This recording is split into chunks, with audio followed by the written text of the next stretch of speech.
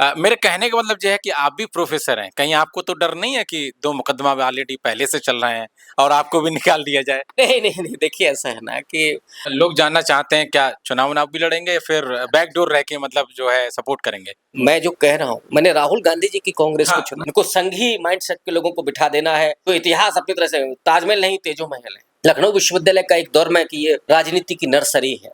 जी। तो लखनऊ विश्वविद्यालय से सब गड़बड़ लोग ही नहीं निकले, बहुत अच्छे लोग भी निकले हैं। मतलब साफ समझा जाए कि सोशल जस्टिस की जहाँ बात आएगी, वहाँ आपको जो है कांग्रेस से अनुमति नहीं लेनी पड़ेगी। प्रचार-प्रसार करेंगे, अंबेडकर के विचारों से किसी भी तरीके से समझौता नहीं किया जाएगा। वही बात आप दोहरा रहे हैं, कहीं आप भी तो नहीं बदल जाएँगे? ये जो 56 इंच का सीना और मैं बहुत लोकप्रिय हूँ, ये ढकोसला है। ये कोई एहसान नहीं है कांग्रेस का, लेकिन कांग्रेस के विचार के साथ, संविधान के साथ एसोसिएट थे।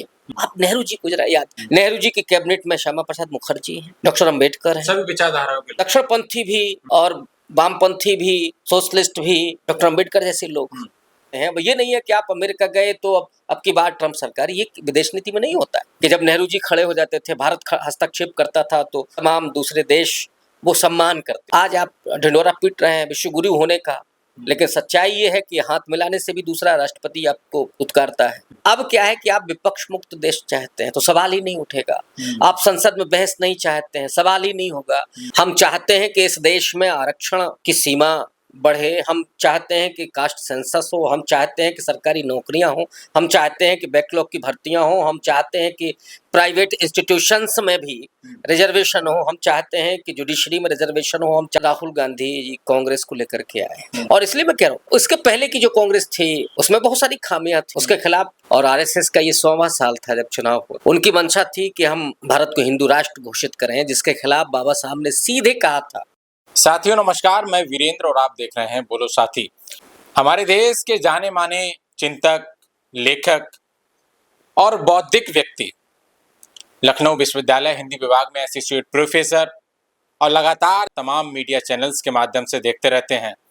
और लोकसभा चुनाव रहा हो या फिर विधानसभा चुनाव उत्तर प्रदेश का रहा हो, लगातार अपने विश्लेषणों के माध्यम से एक ऐसा विश्लेषण करते हैं जो कहीं ना कहीं समाज में बहुत सटीक बैठता है। बहुजनों के मुद्दों पर लगातार मुखरता से वो अपनी आवाज को कहते आए हैं। अंबेडकर विचारधारा को लगातार समाज में प्रचार और प्रसार लगातार करते रहते हैं।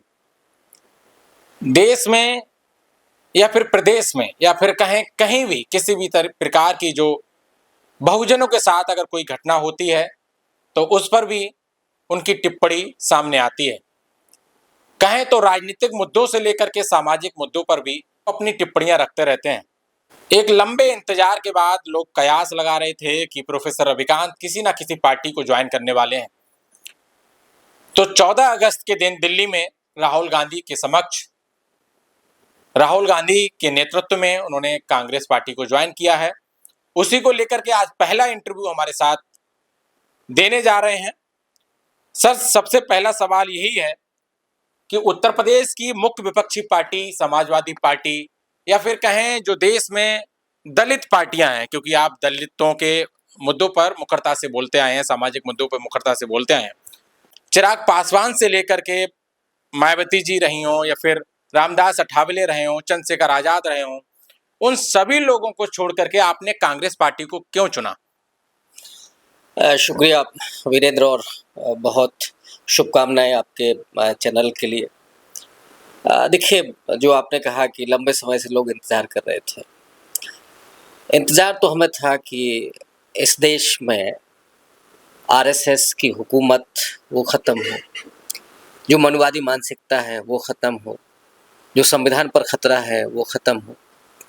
लेकिन एक ऐसे नाजुक वक्त में जब ये लगा कि ये ख़तरा बरकरार है और जो राजनीतिक दल जिनके लिए ये स्वाभाविक जिम्मेदारी थी, नैतिक जिम्मेदारी थी, जिन्हें आगे आकर के इसका मुकाबला करना चाहिए था, देश में जो सबसे बड़ा खतरा आरएसएस, उसके सामने खड़े होना चाहिए था, वो चीज़ अनुपस्थित दिखी। आपने जितने भी राजनीतिक दलों के नाम लिए, मैं उन पर कोई टिप्पणी नहीं करना चाहता, लेकिन ये पूरा देश जानता है और आज अगर कोई सीधे तौर पर संविधान के लिए अपनी जान की बाजी लगाने की बात कर रहा है तो वो राहुल गांधी जी है। अगर कोई लोकतंत्र के लिए लड़ रहा है, अगर कोई वोटिंग राइट के लिए लड़ रहा है, और वो वोटिंग राइट बाबा साहब ने सार्वभौमिक मताधिकार का प्रावधान किया इस देश में। उन्होंने कहा कि पागलों के अतिरिक्त सबको मत देने का अधिकार होना चाहिए, वयस्क लोगों जी।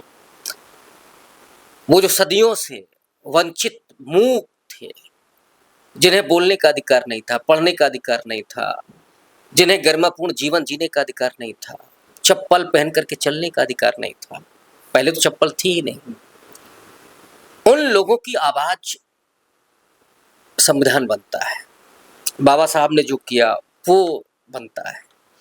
और जब संघी मानसिकता की सत्ता जब ये कहती है कि हम संविधान बदलना चाहते हैं, और आरएसएस का ये 100वां साल था जब चुनाव हो रहा था, उनकी मंशा थी कि हम भारत को हिंदू राष्ट्र घोषित करें, जिसके खिलाफ बाबा साहब ने सीधे कहा था कि अगर कभी हिंदू राष्ट्र बनता है तो इस देश के करोड़ों दलितों पर सबसे बड़ी आपदा होगी।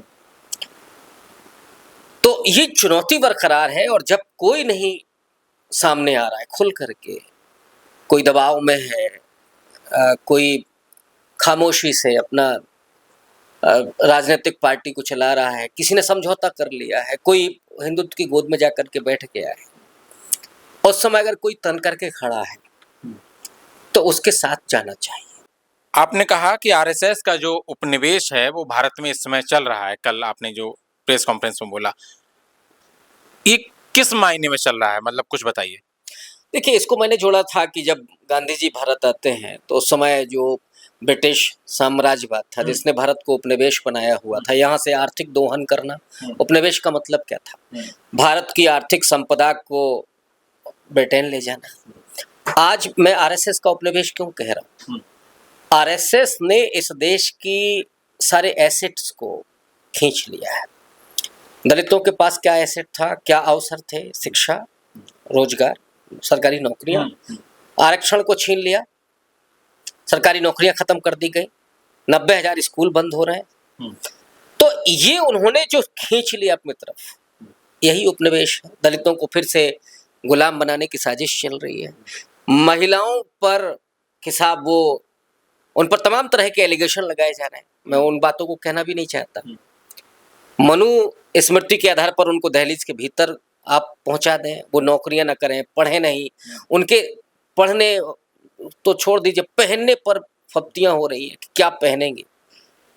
तो उसके वजह से जो इस देश में पिछड़ों पर, जिसको शूद्र कहा मनुस्मृति ने, जो दलित है जिसको अछूत बनाया था, वो महिलाएं जिन्हें शूद्र कहा, उनको वापस वहीं पर जो मनुवादी व्यवस्था है वहां पर ले जाना, और उनके सारी संपत्ति को, उनके सारे सपनों को, उनके सारे जीवन मूल्यों को सोख लेना और एक विशाल का अपना साम्राज्य स्थापित करने ला, यही उपनिवेश है आरएसएस का। इसीलिए मैंने कहा कि आरएसएस बेसिकली उपनिवेश इस देश में चला रहा है, शोषण कर रहा है। उस शोषण से मुक्ति के लिए, उस उपनिवेश से मुक्ति के लिए हमें एकजुट होकर के खड़ा होना पड़ेगा। ये नाजुक वक्त है, कड़े फैसले लेने होंगे, और इसीलिए मैंने राहुल गांधी जी की कांग्रेस को, मैं जो कह रहा हूँ, मैंने राहुल गांधी जी की कांग्रेस को चुना। मैं यही सवाल करने वाला था कि जो पुरानी कांग्रेस थी, या फिर कहें जो वर्तमान की जो कांग्रेस है, आपने राहुल गांधी और या फिर वर्तमान की कांग्रेस को किसको मतलब देखते हैं, या फिर किसको बेस्ट मानते हैं? देखिए, कांग्रेस पार्टी की एक खूबसूरती रही है आजादी के आंदोलन से लेकर के अब तक कि वो हमेशा प्रोग्रेसिव लाइन पर रही। कुछ कमियां भी रही, कुछ गलतियां भी हुई, उसको बढ़कर के स्वीकारा। चाहे 84 के दंगे हों, आपातकाल हो, या बाबा साहब डॉक्टर अंबेडकर को भारत रत्न न देना हो, इस पर स्वीकारी, गलती स्वीकारी। अभी तो राहुल जी ने ओबीसी के बारे में स्वीकारा कि भाई हमने गलती की, अब हम दोगुनी गति से काम करेंगे। वही समाज, वही राजनीतिक दल, वही व्यक्ति आगे बढ़ सकता है जिसमें अपनी गलतियों को स्वीकार करने और उससे सीखने का मादा। कांग्रेस मिडिल पाथ की राजनीति करती है, जो कभी तथागत गौतम बुद्ध का रास्ता था।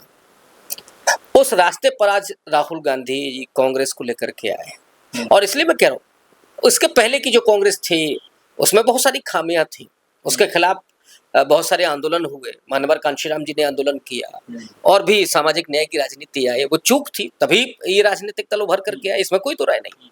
लेकिन आज उससे सीख करके और ये कहना राहुल गांधी जी का कि हम दलितों और पिछड़ों के हाथों में पार्टी देना चाहते हैं, हम चाहते हैं कि इस देश में आरक्षण की सीमा बढ़े, हम चाहते हैं कि कास्ट सेंसस हो, हम चाहते हैं कि सरकारी नौकरियां हो, हम चाहते हैं कि बैकलॉग की भर्तियां हो, हम चाहते हैं कि प्राइवेट इंस्टीट्यूशंस में भी रिजर्वेशन हो, हम चाहते हैं कि जुडिशरी में रिजर्वेशन हो, हम चाहते हैं कि जहां जहां अभी पार्टिसिपेशन नहीं है वहां पे इन कमजोर वंचित तबकों का रिप्रेजेंटेशन होना चाहिए। तो उस कांग्रेस को मैंने चुना है जो खुले तौर पर राहुल गांधी जी के उस सामाजिक न्याय की राजनीति को आगे बढ़ा रही है। और जितने भी लोग आज राहुल गांधी जी के साथ हैं, चाहे उसमें स्पोक्स पर्सन हो, चाहे उसमें उनकी टीम हो, चाहे और कांग्रेस पार्टी के लीडर्स हों, वो सब उसी रास्ते पर चल रहे हैं। ये सबसे अच्छा लगा और इसीलिए मैंने आप कांग्रेस में शामिल हुए हैं, इसमें होने के बाद क्या आप शिथिल पड़ चुके जो छात्र आंदोलन है और रोजगार की चिंताओं पे क्या काम करेंगे? क्योंकि आप जवाहरलाल नेहरू यूनिवर्सिटी से भी पढ़े हुए हैं, वहाँ भी आप लगातार जो है सक्रिय रहे, वहाँ भी आंदोलन तमाम सक्रिय रहे। छात्र आंदोलन को लेकर के क्योंकि आपकी भी क्या चिंता रहेगी?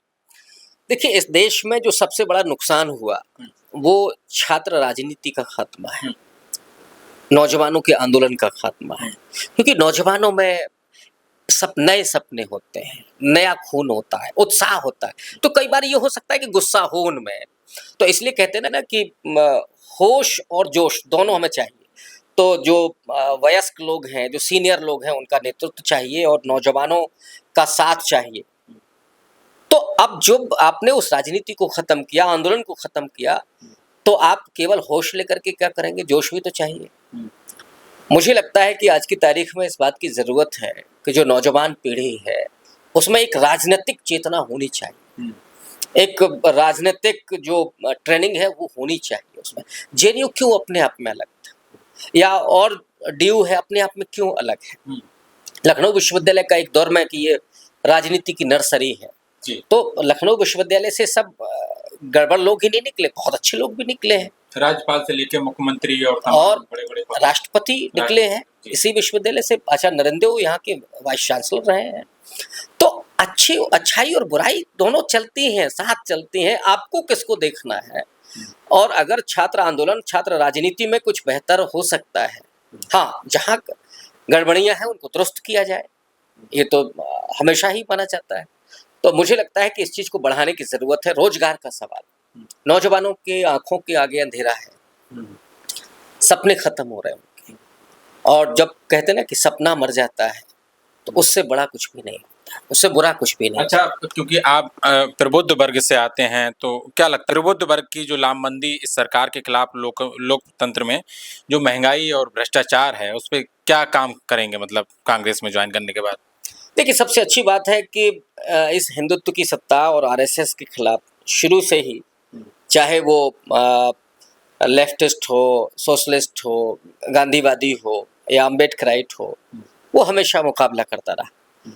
लेकिन उसमें सबसे ज़्यादा जो लड़ा ताकत के साथ वो अम्बेडकरवादी एक्टिविस्ट है, अम्बेडकरवादी बुद्धिजीवी है, क्योंकि उसके पास खोने के लिए कुछ नहीं। उसे लगता है कि खोने के लिए हमारे पास सिर्फ बेड़ियां हैं, तो वो लड़ पाया। और आज अच्छी बात यह है कि वो डट करके खड़ा हुआ है और हिंदुत्व की सत्ता उसके आगे अपने आप को डिफेंसिव मोड में लेकर के जाती है।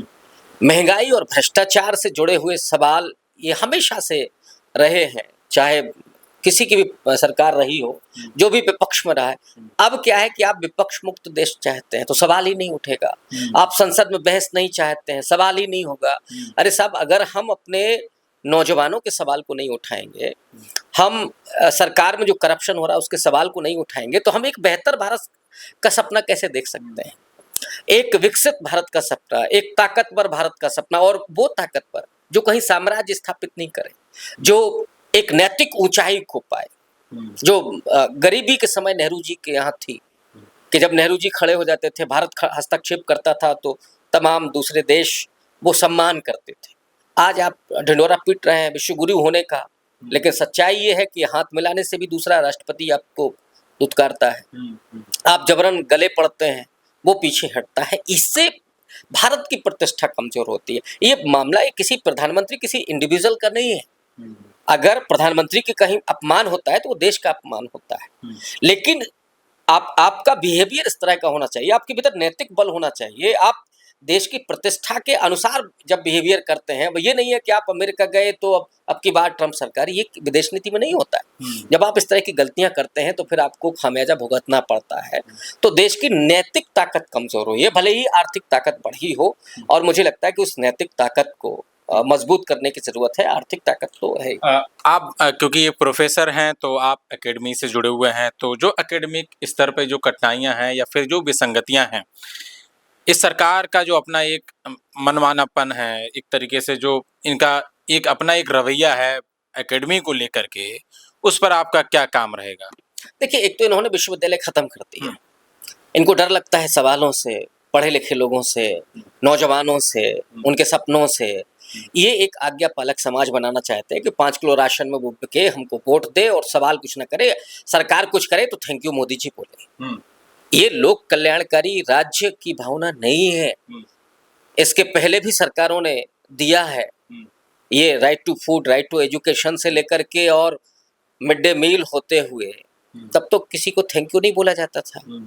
ये आप राजा की तरह बिहेवियर कर रहे हैं। दिन में 3 बार आप ड्रेस बदलेंगे तो अपने आप को राजा महसूस करेंगे। आए थे तो कि साहब हम चाय बेचने वाले थे। इस चरित्र को बदलने की जरूरत है इस देश में। तो जो सवाल आपका है कि इन मुद्दों पर एकेडमिक्स में देखिए, जो संस्थाएं हैं, विश्वविद्यालय हैं या वो दूसरी स्वायत्त संस्थाएं, साहित्य अकादमी, इनको स्वायत्त इसीलिए बनाया गया था कि वहां विचार विमर्श हो, तमाम विचारधाराओं का मेल हो, उससे एक नई धारा निकलेगी। आप नेहरू जी को जरा याद कीजिए। नेहरू जी की कैबिनेट में श्यामा प्रसाद मुखर्जी हैं, डॉक्टर अंबेडकर हैं, सभी विचारधाराओं के लोग थे। दक्षिणपंथी भी और वामपंथी भी, सोशलिस्ट भी, डॉक्टर अंबेडकर जैसे लोग। तो एक नया राह, जिसको मैंने कहा ना कि मिडिल पाथ। और खुद नेहरू जी तथागत बुद्ध को बहुत मानते थे और उनके बारे में डिस्कवरी ऑफ इंडिया में लिखा भी उन्होंने। राहुल गांधी जी भी उसी धारा पर चल रहे हैं। आज जो भी उनका आप खेल भी देखिएगा रुचि, वो दरअसल बुद्धिस्ट जो पूरी फिलॉसफी है वहां से निकल करके आती है। तो एकेडमिक्स में नहीं चाहिए, इनको संघी माइंडसेट के लोगों को बिठा देना है, जो इतिहास अपनी तरह से ताजमहल नहीं तेजो महल है।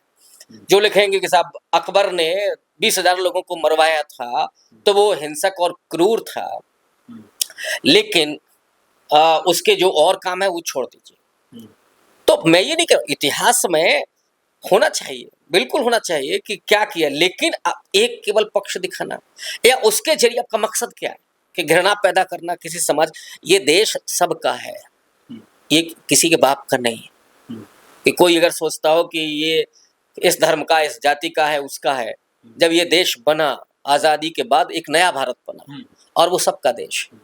न तो कोई ये कह सकता कि हम साहब उनको यूरेशिया भेज देंगे, न कोई ये कहेगा कि उनको हम अफगानिस्तान और ईरान भेज देंगे। इस देश की मिट्टी में सबका खून और पसीना लगा है। कोई भी ये क्लेम नहीं कर सकता है कि मेरा है, ये हमारा है। इसलिए हम तो लखनऊ में बैठे हैं जहां मैं चलता ही नहीं है, हम चलता है, ये भावना है। कल मैं जब प्रेस कॉन्फ्रेंस सुन रहा था तो आपने एक जिक्र किया था अपने पुरखों का, कहा कि हमारे दादा जब उधर से नेहरू जी निकल के जा रहे थे तो दादा को पता लगा और वो गए तो उनके पैर छू के आए, और फिर जो है ब्रिटिश लोगों को पता लगा, अंग्रेजों को पता लगा तो उनको, वो रसोइया थे और उनको नौकरी से निकाल दिया गया। आपने कहा कि आज मुझे गर्व हो रहा है कि मैं कांग्रेस ज्वाइन कर रहा हूँ। तो ये क्या मतलब पहले से ही आप कांग्रेस की विचारधारा से प्रभावित थे, या फिर क्योंकि आपने दादा का जिक्र किया तो वो क्या मतलब क्या कुछ था? नहीं, मैंने ये कहा था कि इस देश में कोई ऐसा है जो ये कहे कि हमारा कांग्रेस के साथ कोई संबंध नहीं था आजादी के आंदोलन में। हाँ, जो अंग्रेजों के साथ थे वो ये कह सकते हैं कि साहब हम नहीं थे कांग्रेस के साथ। बाबा साहब अम्बेडकर भी कैबिनेट मिनिस्टर बने, संविधान सभा में प्रारूप समिति के अध्यक्ष बने, 2 बार राज्यसभा कांग्रेस के जरिए गए। ये कोई एहसान नहीं है कांग्रेस का, लेकिन कांग्रेस के विचार के साथ, संविधान के साथ एसोसिएट थे। नहीं, मेरे कहने का मतलब यह है कि हाँ, आपने कहा कि रसोइया थे और उनको नौकरी निकालनी पड़ी, तो आज के संदर्भ में आप कुछ राजनीति। तो मैं वही बात कह हाँ। रहा था कि एक समय था जब सारे लोग जुड़े हुए थे। फिर मैंने कहा कि वो बीच में उनको अपमानित किया गया। भाई एक नेहरू जी का अपना कद था कि लोग देखने के लिए 9 साल जेल काट करके कोई आए। गांधी जी को महात्मा बना दिया था लोगों ने, भगत सिंह को शहीद आजम बना दिया था, उनके प्रति श्रद्धा थी, अद्भुत प्रेम था कि हम एक नजर देख लें। और आज़ादी के बाद का भी एक जिक्र है बिहार का, जहाँ श्री कृष्ण सिंह की सभा में नेहरू जी जाते हैं और जब वो 55 की बात है, इंदिरा गांधी ने लिखा है इसको, जब वो लौट करके आते हैं तो एक बुजुर्ग जो गर्मी से बेहोश हो गया था, उसको सेवा दल के लोग डुबो रहे थे, तो वो उठा, नेहरू जी अचानक पहुंच गए, तो उसने कहा आए तो थे पंडित जी को देखने के लिए और हम यहाँ जान चली गई होती। तो ये एक क्रेज था। ये जो 56 इंच का सीना और मैं बहुत लोकप्रिय हूँ, ये ढकोसला है, ये हकीकत में कुछ भी नहीं। नेहरू का वो कद था, आपको वो लोकप्रियता हासिल करने के लिए वो आपको उतना नजदीक जाना पड़ता है। तो नेहरू जी ने लोगों को ऐसे गले लगाते थे। तो दरअसल मेरे दादा जो थे वो रसोइया थे ब्रिटिश फौज में। अब जो नौकरी मिली, चले गए, तो अपना उसी से गुजारा हो रहा था। खबर मिली कि नेहरू जी गुजर रहे हैं, तो वो भी अपना, उनकी भी एक क्यूरियोसिटी पैदा हुई, गए तो निकलने लगे, नजदीक होंगे तो अपना पैर छू लिया होगा, ये उनके प्रति एक भक्ति। लौट करके आए तो किसी ने शिकायत कर दी। अब जो ब्रिटिशर्स थे वो बड़े क्रूर थे, वो अच्छा नेहरू का ही है, तो उनको अपमानित किया, भाग यहाँ से, तो चले गए। मैं इसलिए रिलेटेड के मैं माफी चाहूंगा। मेरे कहने का मतलब यह है कि आप भी प्रोफेसर हैं, कहीं आपको तो डर नहीं है कि 2 मुकदमा ऑलरेडी पहले से चल रहे हैं और आपको भी निकाल दिया जाए?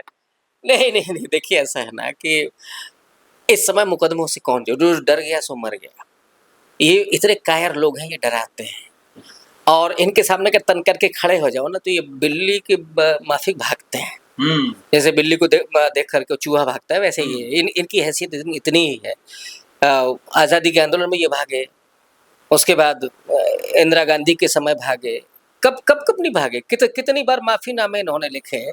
तो लेकिन जो दलित है, जो अम्बेडकरवादी है, जो भगत सिंह को मानता रहा है, वो इन सब चीजों से नहीं डरता। राहुल गांधी को डरा के दिखा दें, निकलते हैं ना। वो कहा कि संविधान के लिए मैं जान की बाजी लगा दूंगा। मेरा भी अपना है, और मैं पहले मुकदमे पे खामोश हो जाता अगर मुझे डर लगता। कोई डर नहीं है, डर की वजह से नहीं है, ये मेरी प्रतिबद्धता है, समय की जरूरत है इसलिए, और समाज को जरूरत है इस समय। अच्छा, लोग जानना चाहते हैं क्या चुनाव भी लड़ेंगे या फिर बैकडोर रह के मतलब जो है सपोर्ट करेंगे? देखिए, जब आप पार्टी में जाते हैं तो बहुत सारी चीजें ऐसी होती हैं जो पार्टी तय करती है। मैं कतई नहीं कह रहा हूँ कि मैं चुनाव लड़ूंगा, मैं कतई नहीं कह रहा हूँ कि मैं ये जिम्मेदारी उठाऊंगा। राहुल जी ने कुछ सोचा होगा डेफिनेटली, अब वो आदेश करेंगे, मैं वही करूंगा। बस मेरी एक प्रतिबद्धता है, वो है समाज के प्रति। मैं वही काम करूंगा जो संविधान, बाबा साहब के मूल्यों और इस लोकतंत्र के और समाज के हित में होगा। ये जो आप बात कह रहे हैं, ये तमाम एक से एक बड़े नेता कहते आए हैं अब तक, बीजेपी में शामिल हुए, वो भी यही बात कहते हैं कि हम अंबेडकर के विचारों को एकदम मतलब बहुत अच्छे से प्रचार करेंगे, अंबेडकर के विचारों से किसी भी तरीके से समझौता नहीं किया जाएगा। वही बात आप दोहरा रहे हैं, कहीं आप भी तो नहीं बदल जाएंगे? नहीं, मैं नेता नहीं हूँ, मैं शर्ट पहन के बैठा हूँ और उस कांग्रेस के साथ जुड़ा हूँ जो राहुल गांधी टी शर्ट पहन करके, तो ये वो वाली राजनीति नहीं है, ये राज करने वाली राजनीति नहीं है। मैं समाज की खातिर, मैं ये भी नहीं करूँ समाज बदलने के लिए। इस समय सोशल सिक्योरिटी बहुत बड़ा इशू है, जहां समाज को संकट होगा वहां मैं खड़ा हूँ, पहले भी खड़ा रहा, ये पहले से मेरा चरित्र है, कोई आज का नहीं। तो मतलब साफ समझा जाए कि सोशल जस्टिस की जहां बात आएगी वहां आपको जो है कांग्रेस से अनुमति नहीं लेनी पड़ेगी? नहीं, कांग्रेस सब उसी रास्ते पर चल रही है।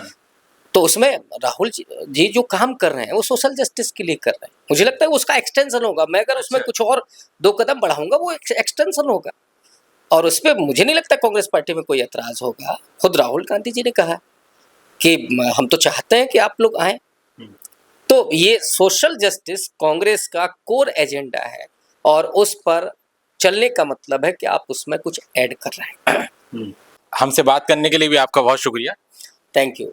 हाँ, देखिए हमारे साथ मौजूद थे लखनऊ विश्वविद्यालय के प्रोफेसर रविकांत सर, और आप तमाम जगह इनको देखते रहते हैं, टीवी चैनल्स के माध्यम से, विश्लेषणों के माध्यम से, राजनीतिक विश्लेषणों के माध्यम से हमारे साथ भी आज बातचीत की।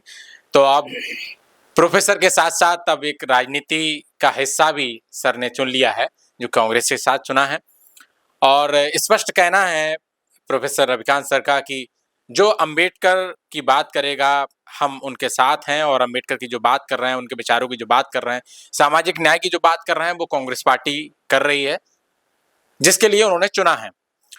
तो हमारे साथ बातचीत की, और ये बातचीत आपको पूरी कैसी लगी कमेंट बॉक्स के माध्यम से अपनी प्रतिक्रिया ज़रूर दें। बहुत शुक्रिया।